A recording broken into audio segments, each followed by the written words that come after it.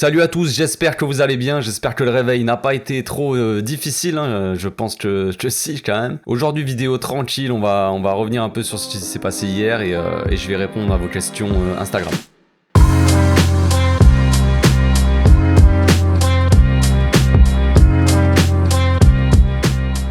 Au passage, n'hésitez pas à vous abonner, liker et commenter, c'est le meilleur moyen de me soutenir et ça fera plaisir à tonton.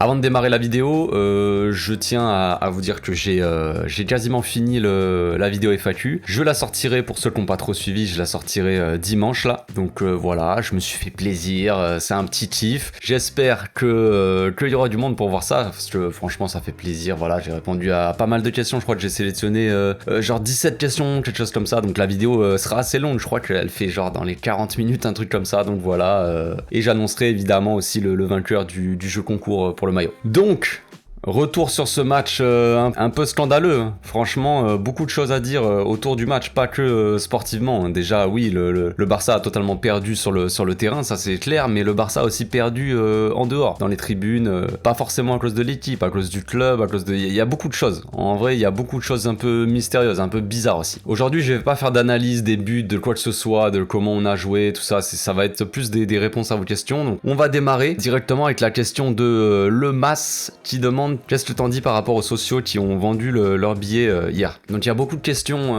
par rapport à ça. Là je vais répondre à juste celle-là, je pense, hein. C'était la première qui m'a été posée, donc voilà. Beaucoup de questions donc par rapport aux socios qui ont vendu. Comme vous le savez, hier je me suis un peu emporté sur les socios et tout qui ont vendu leurs billets et voilà, j'étais très énervé hier. Franchement j'étais très énervé, très compliqué de faire une vidéo la tête froide. Donc si vous avez pas vu hier le match ou quoi, je vais essayer de mettre une petite vidéo là. Il y avait énormément de supporters allemands hier au stade. C'était incroyable, j'ai jamais vu ça en fait.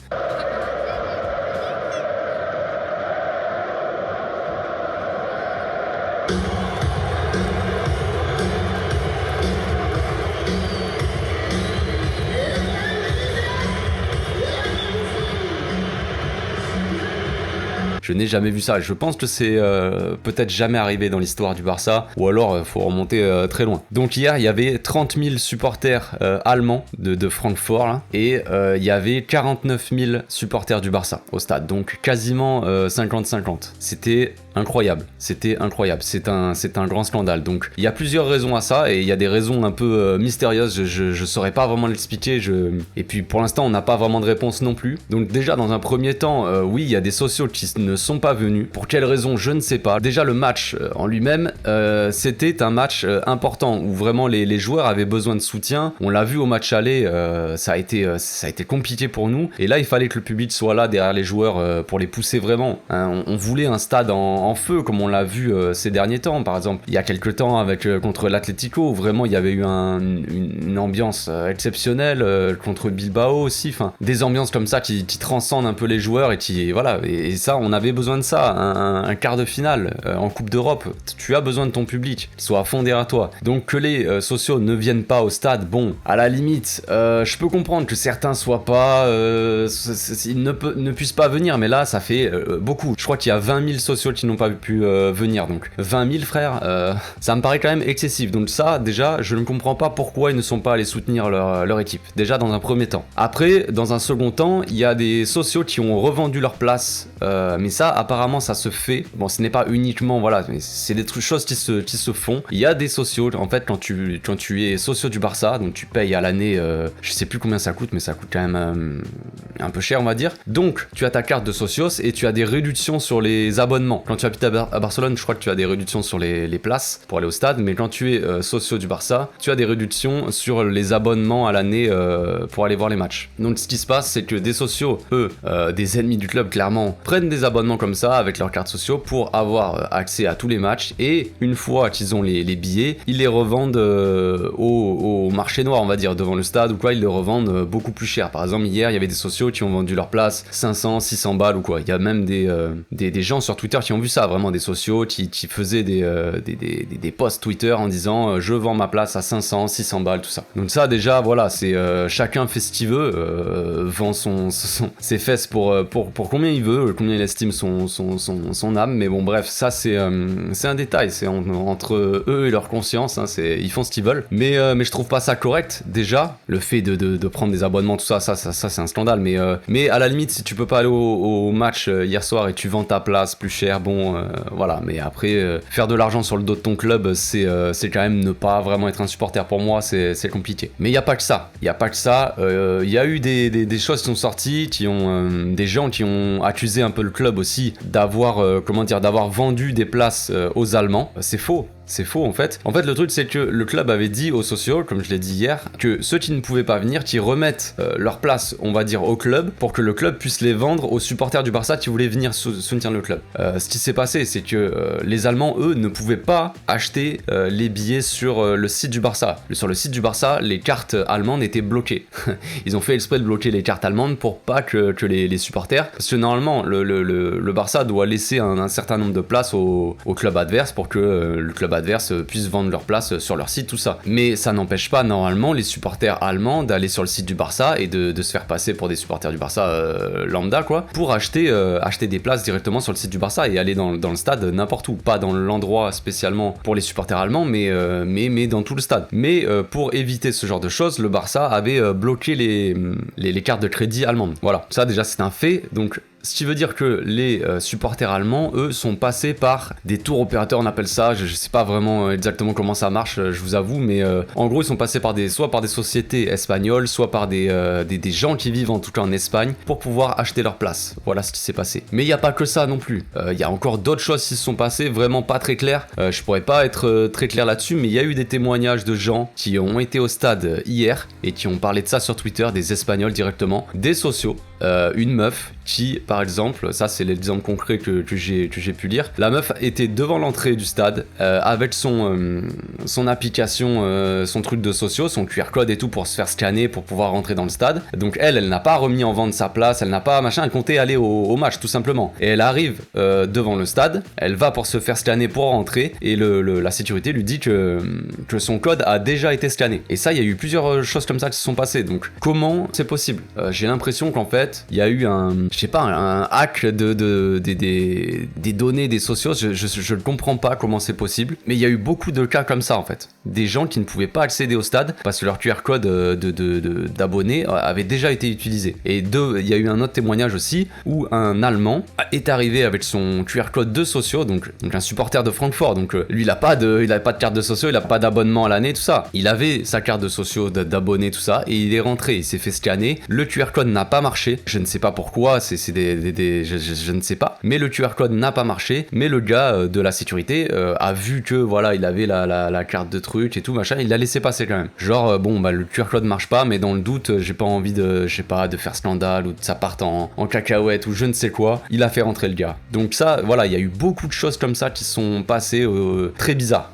Donc va falloir vraiment réfléchir à comment remédier à ce genre de truc. Faut plus que ça arrive, c'est pas possible, ce n'est pas possible. Alors on va me dire peut-être que ça n'a rien à voir avec la défaite. Je ne dis pas que la défaite est uniquement due à cette histoire d'Allemands, qu'il y en avait trop dans le stade, mais déjà ça aide forcément, psychologiquement parlant, quand tu rentres à l'échauffement et que t'as que des supporters allemands, t'as le stade, il est rempli d'Allemands, de supporters de Francfort, et qui te sifflent, t'es à domicile, tu ne vois pas ça normalement, tu ne vois jamais ça de ta vie, ça n'existe pas dans la tête des joueurs. Peut-être que c'est le manque d'expérience aussi de joueurs, peut-être que ça joue. Forcément, on a parlé de l'absence de Piqué, tout ça qui aurait forcément servi dans ce match, je suis d'accord. Mais voilà, ça joue forcément sur le mental des joueurs. Donc déjà, ça n'aide pas à rentrer dans le match, et on l'a bien vu, l'entame de match, on aurait dû normalement faire une entame de match, on les bouffe en fait. On leur met la tête sous l'eau, on les empêche de ressortir, on les empêche de respirer, on attaque,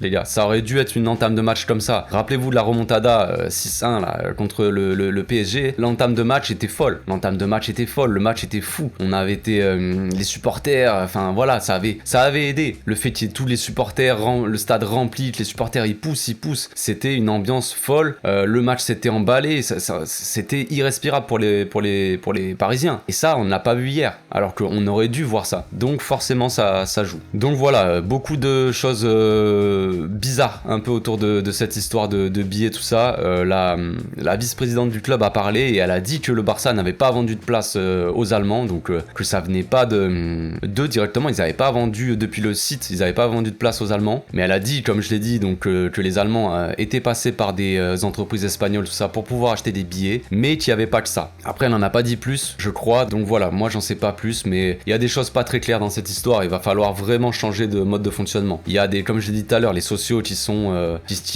abonnés et tout ça, et qui ont leur carte de sociaux juste pour avoir des places à l'année comme ça et pouvoir les revendre plus cher et se faire de la thune. Ça c'est pas possible.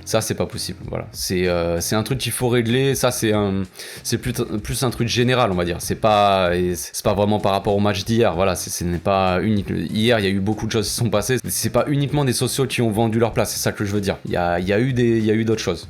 Voilà, ça restera un grand mystère pour le moment et on verra si on aura des réponses plus tard. Après, on a une question de Mamadou qui demande: vu la déroute de ce soir, doit-on tout casser maintenant? Absolument pas.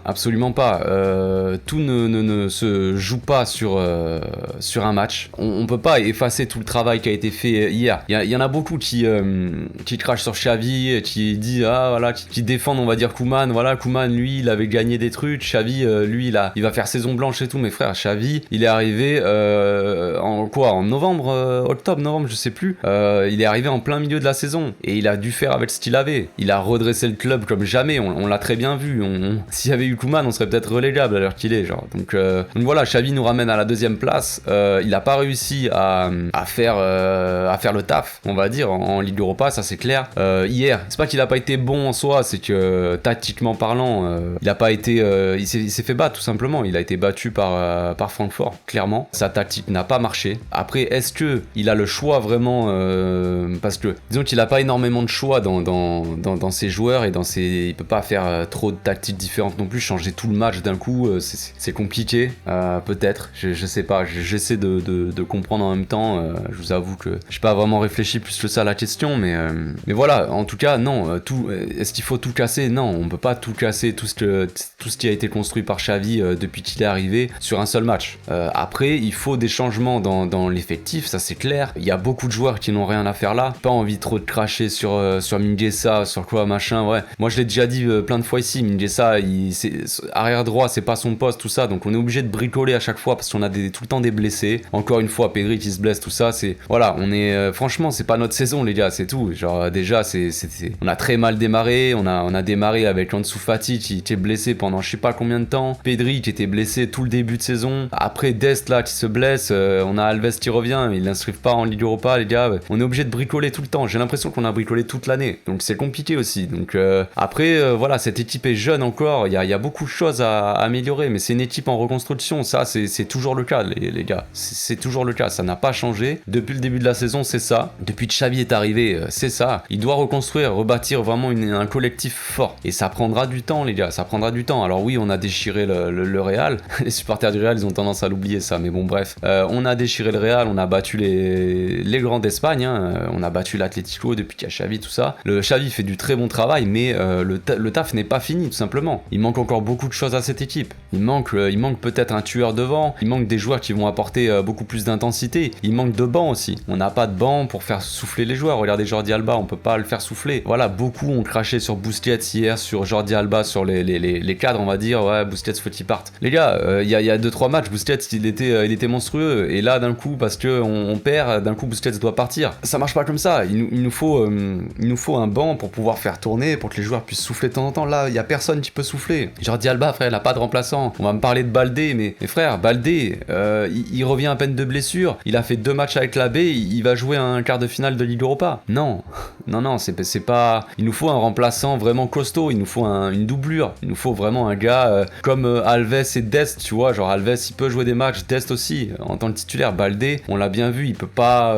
assurer autant qu'un vrai titulaire, on va dire. Donc voilà, cette équipe elle est en reconstruction. Il faut pas tout casser. Il faut continuer tout simplement, continuer le taf. On verra la saison prochaine, on aura un mercato pour pouvoir acheter des joueurs dont on a besoin. Il nous faut un tueur devant, ça c'est clair. Je dis pas qu'il faut acheter Haaland absolument, mais il nous faut un gars, un vrai tueur devant. Aubameyang hier, moi j'aime bien Aubameyang, il fait du très bon taf depuis qu'il est là, ça c'est clair. Mais hier, s'il met son petit but et tout ça, c'est différent. Peut-être que le match se serait emballé un peu plus tôt, on va dire déjà. Même si c'est pas, je dis pas que c'est de la faute à Aubameyang si on a perdu, loin de là, c'est pas ça. Mais il nous manque un tueur devant. devant comme ça, qui peut te tuer l'équipe adverse sur la moindre occasion. Voilà, c'est un joueur de classe mondiale, tout simplement. On verra. Franchement, si Lewandowski nous écoute, frère, viens au club, on a besoin de toi quand même. On passe à la question d'Alexandre Saucé Garcia qui dit: on a enfin vu la limite de l'effectif. Xavi sait où travailler et où recruter. Positif attitude. on va essayer d'être positif. Oui, on a vu, comme je dis juste avant, de toute façon, on voit très bien la limite de l'effectif. On n'a pas de banc. On sait qu'au milieu, c'est compliqué. Là, Pedri se blesse, ça va être encore bien sympathique. Frenkie, cette saison, il est souvent absent, souvent en manque de rythme, en manque de forme. Je sais pas trop ce qui se passe. Peut-être que c'est un peu psychologique aussi, je sais pas. Il revenait bien quand même, mais là, voilà, beaucoup ont critiqué Xavi parce qu'il a pas mis Frenkie, mais Frenkie, les gars, était malade. Frenkie était malade, donc pas à 100%. Donc si Xavi ne l'a pas mis d'entrée, c'est pour ça, les gars. C'est pas pour une autre raison, je pense. Après, je sais pas. Xavi m'a pas envoyé un message, frère, j'ai pas mis Frenkie pour ça. Je peux pas vous dire, mais pour moi, c'est logique en fait. Il ne l'a pas mis parce que c'est clair. Il a dit qu'il était malade, donc tu ne pouvais pas être à 100%. Donc il a préféré mettre Gavi, tout simplement. C'est pas que ça n'a pas fonctionné, mais forcément que Frenkie aurait été plus utile d'entrée de match. C'est sûr. C'est pour ça qu'il est rentré à la mi-temps. Il est aussi rentré parce que Pedri s'est blessé, forcément. Mais compliqué, franchement, compliqué de faire avec un effectif aussi réduit comme ça. Il nous manque du banc, et forcément pour faire tourner et pour que l'équipe arrive comme ça en fin de saison en forme, quoi.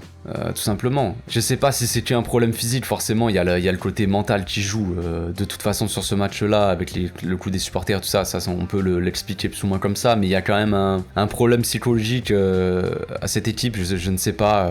Franchement c'est une question très complexe comme ça, c'est compliqué de répondre, tout n'est pas très clair dans cette histoire.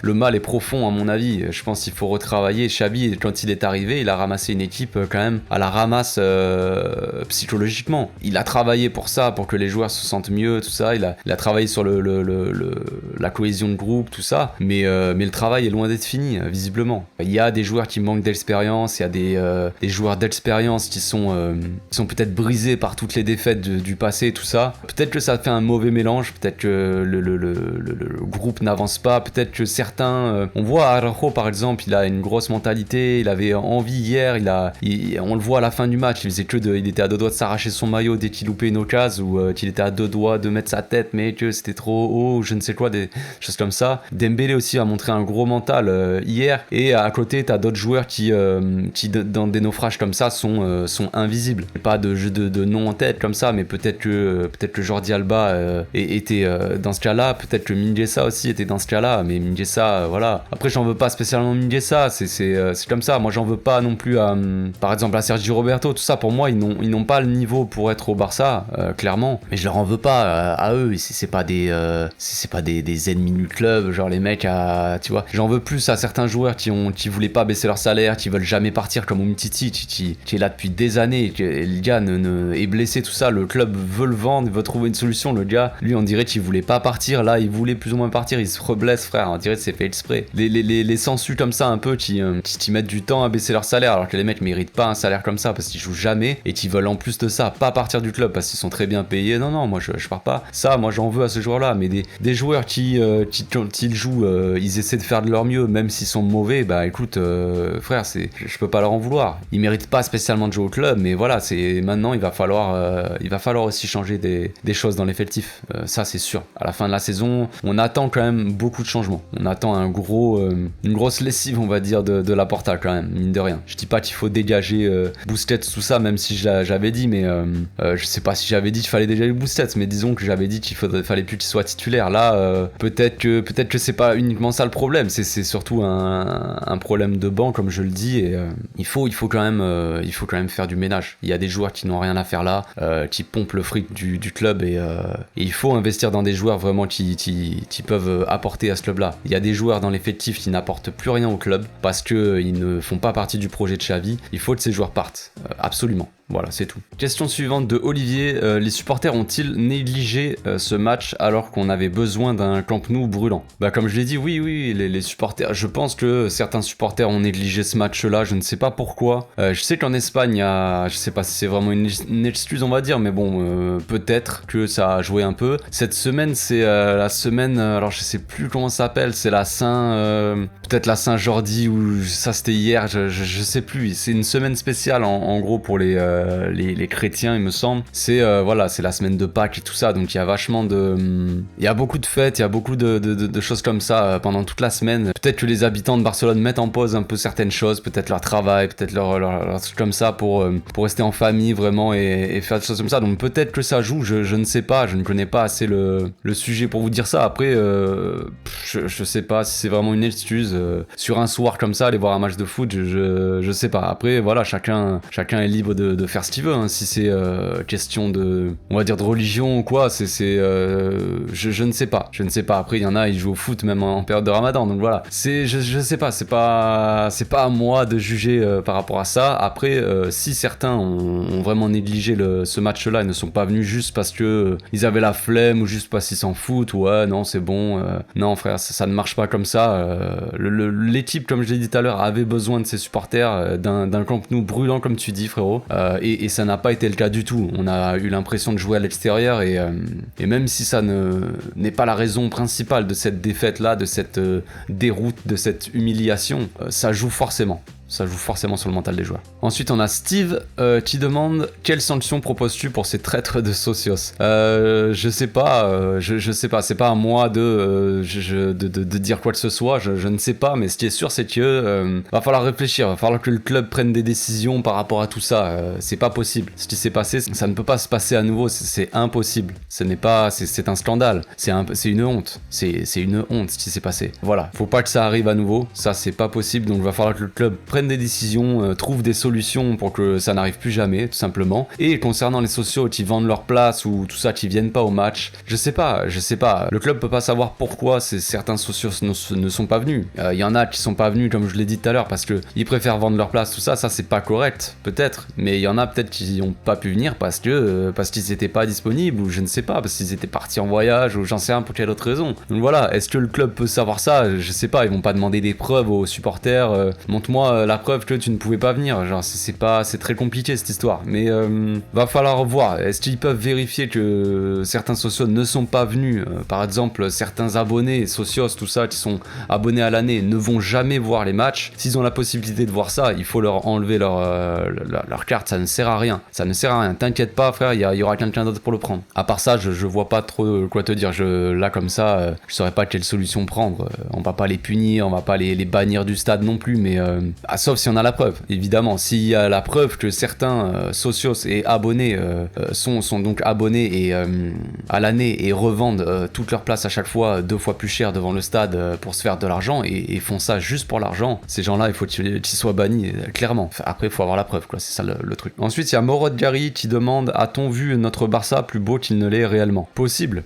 C'est possible. Après, d'un côté, moi je le répète, même si on a tendance à s'enflammer quand on gagne des 4-0, quand on fait des trucs comme ça c'est clair. Mais cette équipe reste en reconstruction depuis des mois, depuis le début de l'année. Ça ne va pas. Déjà en début d'année, avec le départ en début de saison plutôt, avec le départ de Messi, tout ça, l'arrivée du nouveau président, tout ça, on était déjà en reconstruction. On passait dans une nouvelle ère. Le départ de Messi nous a fait concrètement passer dans cette nouvelle ère, clairement, sans qu'on le veuille vraiment, mais c'est comme ça. On a dû faire avec les cadres qu'on avait. On n'avait pas un effectif très complet. Koeman n'était pour moi pas le coach idéal pour cette situation, même si mais pour moi c'était pas le bon coach, tout simplement. Ça ne collait pas du tout, et même si c'est un monsieur qu'on peut respecter, un joueur qu'on peut respecter du club en tant que coach, non, c'est pas possible. Pour moi c'était c'était pas possible, mais bon bref, Xavi est arrivé et a eu quelques mois pour redresser le club, ce qu'il a fait. Maintenant, ça veut pas dire que c'est pas la finalité, on va dire. Quand un nouveau coach arrive, le temps de mettre ses idées en place, tout ça, qui sont quand même bien différentes. Ok, Xavi, il respire le Barça, clairement. Il a la philosophie Barça, mais les joueurs qui sont là actuellement l'ont pas tous. Et il y a eu beaucoup d'achats de joueurs qui ne rentrent pas forcément dans le projet de Xavi, comme j'ai dit tout à l'heure. Donc voilà, va falloir retravailler sur tout ça, et l'équipe est en construction, et elle sera en construction encore pendant plusieurs années, on va dire. La saison prochaine, c'est une saison encore de transition. Cette saison-là, c'était la saison vraiment pour la saison la plus pourrie en fait. Genre, j'ai l'impression c'est vraiment la saison où tout a foiré, même si on a eu quand même de l'espoir avec l'arrivée de Xavi, mais c'était un peu trop tard. Donc voilà, cette saison est à oublier, on va dire, même s'il va falloir se battre pour garder cette deuxième place là au minimum. Mais ensuite on verra la saison prochaine. La saison prochaine, ça sera vraiment la saison du renouveau, avec quelques recrues, j'espère. Normalement il y a déjà des recrues signées. Xavi qui va pouvoir préparer déjà son équipe, vraiment faire une préparation physique, préparer faire une pré-saison complète pour préparer l'équipe à vraiment jouer comme il l'entend, avoir cette fraîcheur physique aussi, parce que on l'oublie trop souvent. On parle de manque d'intensité, tout ça, de l'équipe, mais Xavi, lui, il te demande de jouer d'une certaine façon. Pour jouer de cette façon-là, il te faut une fraîcheur physique, il te faut une préparation physique spéciale, et Xavi n'a pas pu la faire en pré-saison. La pré-saison sert à ça, à te préparer physiquement pour la saison, et ça, Xavi n'a pas pu le faire. Il est arrivé en cours de saison, et il a dû faire travailler les joueurs, tout ça, mais c'est pas le moment normalement de te tuer physiquement en plein milieu de la saison. Je dis pas que c'est une erreur de Xavi, loin de là. Il a prouvé que ça a fonctionné quand même, au moins un minimum. Regardez en Liga, quoi. Mais après voilà, ça n'empêche que la saison prochaine, voilà, ça sera la saison du renouveau, et j'espère vraiment beaucoup de changements quand même il y a eu beaucoup de changements déjà dans le staff, tout ça, mais j'espère quand même du changement dans l'effectif. Il faut le départ de certains. Je parle pas spécialement des cadres comme je l'ai dit, mais je parle des joueurs, on va dire entre guillemets inutiles, des joueurs qui ne font pas partie du projet clairement, et qui sont là juste à être payés en vacances au Club Med. Les gars, ça c'est fini. Il faut mettre un terme à ce genre de choses. Ce n'est pas possible. Tu es surpayé par un club comme ça, et tu ne joues jamais, tu restes là juste pour l'argent. Non. On ne sait pas tout ce qui se passe, on ne sait pas ce qui se passe au sein du club, tout ça, donc c'est facile de parler, mais vu de l'extérieur, c'est ce à quoi ça ressemble. Les joueurs, certains joueurs, t'as l'impression qu'ils sont là juste parce qu'ils sont bien payés, ils veulent pas partir parce que ils savent très bien qu'ils seront jamais aussi bien payés qu'ici. Ça, c'est plus possible, frère. On n'est pas un club de vacances, on n'est pas un club de bénévoles là qui te file de l'argent juste pour te faire plaisir, frère. Non, ça marche pas comme ça. Il faut des joueurs qui soient là vraiment impliqués dans le projet, et qui soient vraiment utiles au projet, pas juste des joueurs comme ça juste pour avoir des joueurs. Il nous faut 23 joueurs, on a 23 joueurs. Non, autant prendre des mecs de la baie qui ont vraiment l'envie de jouer pour ce club, et vraiment envie de se battre vraiment à fond, et pas pour l'argent. Ensuite, on a Red One qui dit: il y a tellement à dire sur ce match de merde, mais que tu pourrais sortir une vidéo de 2 heures. Je crois que la vidéo est déjà très très longue. Là, ça fait 35 minutes que j'enregistre, alors je sais pas combien de temps durera la vidéo, mais effectivement, je pense qu'elle va être longue. Mais ouais, il y a beaucoup de choses à dire. Beaucoup de choses à dire sur ce match, et encore, hein, j'ai même pas parlé vraiment du côté sportif pour le moment, mais je crois que je le ferai pas vraiment. Mais ouais, de toute façon, ce match, j'ai envie de dire, ce match est à oublier, mais d'un autre côté, il faut bien se souvenir de ce qui s'est passé pour que ça arrive plus jamais, tout simplement. Ce n'est pas possible. Ensuite, on a Nordine Moubarid qui dit pourquoi a-t-on perdu toute l'intensité depuis la trêve? Là, c'est pas que la fatigue, c'est incompréhensible. Ouais, franchement, question difficile. Franchement, j'ai pas la réponse, donc voilà, je prends ta question, mais je sais pas vraiment quoi te dire par rapport à ça. J'ai l'impression que c'est pas que la fatigue non plus, c'est quand même bizarre. Je veux dire, la trêve, bien avant, nous avait fait du bien. On avait eu 2 semaines Après, les joueurs n'étaient pas partis avec leur sélection aussi, donc c'était ça la différence, mais on avait eu 2 semaines pour bien bosser, on était revenus au top et tout ça, et ça avait fait vraiment la différence. Là, depuis le retour de trêve, c'est compliqué, même si quand même je trouve que le match contre Séville, c'était pas trop mal, mais après, les matchs ont été vraiment difficiles pour nous. Après, est-ce que c'est qu'une question de fatigue ou de mental ou quoi que ce soit, ou est-ce que c'est tout simplement pas les équipes contre qui on a joué, qui ont été, qui ont réussi à nous battre, tout simplement, on va dire, parce que Levante, on n'a pas été battu, mais c'était pas loin. Levante et Francfort, les gars, c'était très similaire comme match, sauf que Levante avait moins d'intensité. C'était une équipe qui apporte moins d'intensité que Francfort, clairement. Donc c'était ça la différence. C'est pour ça qu'on a réussi à remonter et à finalement les battre. Mais compliqué de répondre. Est-ce que ça s'est joué aussi dans la tête? Est-ce que la pression monte trop avec l'arrivée, voilà, des matchs importants, la deuxième place? Je sais pas. Peut-être que ça joue psychologiquement. De toute façon, il y a tout qui rentre en compte, hein. Quand on est footballeur, les gars, quand on subit comme ça de la pression tous les jours, ça joue forcément sur le mental et ça joue sur les performances. Donc comment l'expliquer, frère, je saurais pas vraiment te dire. C'est peut-être un peu de tout en fait. C'est tout simplement. Je sais pas. C'est peut-être aussi, c'est peut-être pas aussi simple, mais peut-être que oui. Peut-être que c'est un peu de fraîcheur physique. On arrive en fin de saison. Les joueurs peut-être sont à bout. Manque d'effectifs pour faire des rotations des joueurs. Il y a des joueurs qui arrivent et qui sont très fatigués et qui doivent enchaîner parce qu'il n'y a pas moyen de les remplacer, ou alors ils sont tellement importants que tu peux pas t'en passer. Regardez Pedri qui a pris de l'importance et au final qui se blesse.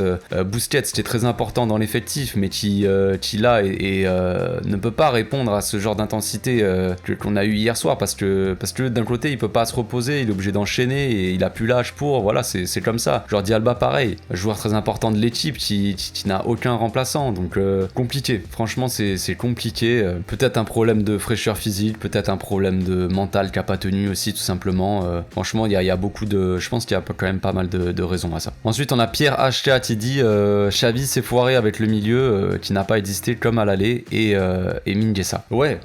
Après moi je peux pas dire il s'est foiré avec Mingueza parce que moi je l'ai dans mon avant-match, j'avais mis Mingueza dans le 11, donc mais oui, c'était forcément quand tu vois le match tu dis c'est un mauvais choix, c'est n'importe quoi, mais avant le match tu peux pas savoir. Si regardez Mingueza, il avait sorti un bon match contre Naples, tu vois, par exemple au match aller, Naples, bon on n'avait pas gagné mais il avait été plus que correct, on va dire. Donc tu peux t'attendre à quand tu le vois peut-être à l'entraînement, tu te dis bah le mec il met l'intensité, il est là, il est bon, vas-y, on va lui faire confiance. C'était soit Mingueza à droite, les gars, de toute façon, soit l'anglais dans l'axe. Donc il n'y a pas grand choix. C'était comme on dit la peste ou le choléra, mais c'est compliqué. C'est un choix qu'il fallait prendre. Moi, j'ai choisi de ne pas mettre l'anglais parce que il est flippant, ce gars. Regardez contre Levante, franchement, il a été horrible. Donc voilà, c'était le choix de soit mettre l'anglais, soit mettre Mingueza. Il a choisi Mingueza, ça n'a pas été un bon choix. Peut-être que l'anglais aurait été un meilleur choix, peut-être pas. On ne saura jamais, mais c'est pas vraiment le problème en soi. C'est un problème collectif. De toute façon, c'est pas juste Mingueza qui nous a fait perdre le match, hein, de toute façon. Mais après, est-ce que par rapport au milieu, oui, mais comme je l'ai dit tout à l'heure, Frenkie, je pense, aurait été titulaire s'il n'avait pas été malade. Je pense clairement. On l'a vu au match aller, quand il est rentré, ça a fait toute la différence. Donc pourquoi le mettre sur le banc? Je ne vois que la raison, pour moi, c'est qu'il était malade. Voilà, c'est tout. Genre, sinon, il aurait été titulaire. Là, ça n'a pas marché. Pedri, en plus de ça, s'il s'est blessé, c'est que physiquement, il devait pas être si bien que ça au final, je pense. Enfin, c'est bizarre. Tu peux pas être au top physiquement et te blesser. Enfin, peut-être que si, j'en sais rien, mais ça me paraît bizarre. Tu es au top physiquement et tu te blesses d'un coup en une mi-temps, en 45 minutes. C'est bizarre. Voilà, donc est-ce que Xavi s'est trompé? C'est possible, oui, c'est possible. Il est resté un peu, comment dire, il est resté un peu bloqué dans ses idées, dans sa tactique de jouer comme ça. Il a fait exactement pareil qu'au match aller en fait, et ça n'a toujours pas marché. Peut-être qu'il comptait trop sur les supporters aussi, qui poussent pour pouvoir vraiment transcender les joueurs, et malheureusement il n'y avait pas assez de supporters, donc je sais pas. C'est un échec dans tous les domaines, voilà, clairement. Ensuite, on a Liam qui demande une étape importante pour travailler encore plus et mieux pour le futur. Oui, c'est clair, c'est un match qui va rester dans les têtes. J'espère que les joueurs vont le transformer en positif, en quelque chose de positif, parce que on peut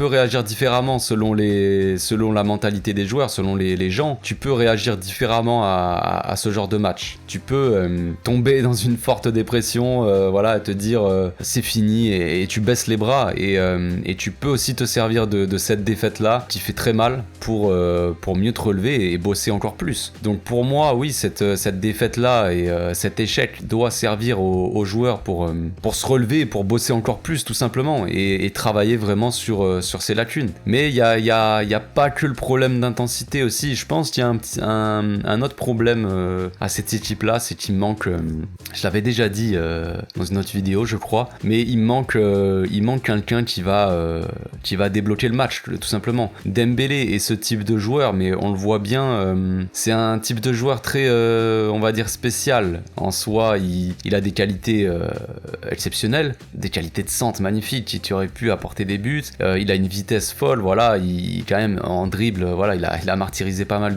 d'Allemands hier, mais il n'y a pas que ça, voilà, il lui manque le petit truc. Dembélé, il est très bon, mais regardez Messi, après, voilà, on peut pas comparer, il y a qu'un seul Messi, et voilà, mais ce genre de joueur qui peut te débloquer un match à lui tout seul, quoi. Alors je demande pas qu'il y ait un Messi, un autre Messi, parce que ça n'existe pas de toute façon dans cette équipe, mais il manque ce type de joueur qui va dans ce type de match où vraiment il n'y a aucun espace, tout ça, qui va passer d'un coup tout seul entre deux joueurs, tu vois. Il va faire ce petit dribble qui va détruire toute la défense, en fait. Sur un crochet, sur un dribble, il va passer entre deux joueurs, tac, sur une accélération, il va d'un coup anéantir toute la défense à lui tout seul, désorganiser tout, tu vois. Il passe deux joueurs, les deux joueurs sont battus, il accélère, il va vers la surface, t'as le défenseur axial qui est obligé d'aller sur lui, et ça libère forcément de l'espace, ça. Et il manque un peu, voilà, ce gars-là qui va faire vraiment la différence à partir de rien. Dembélé peut faire des différences, mais il a besoin de plus d'espace, on va dire. Il est très très bon, ça, il n'y a pas de problème, mais il manque ce joueur-là. Peut-être que ce joueur-là peut être Ansu Fati, évidemment. On verra ça dans le futur, mais voilà ce qui manque un peu aussi à cette équipe. Voilà, c'est tout pour aujourd'hui. Je pense que je vais arrêter là. La vidéo va durer une plombe, je crois, mais voilà, j'espère que la vidéo vous a plu, les gars. On se retrouve bientôt pour l'avant-match de Cadiz, hein. D'ici là, portez-vous bien, passez une très bonne journée, les gars, et rendez-vous dimanche pour la FAQ. Ciao.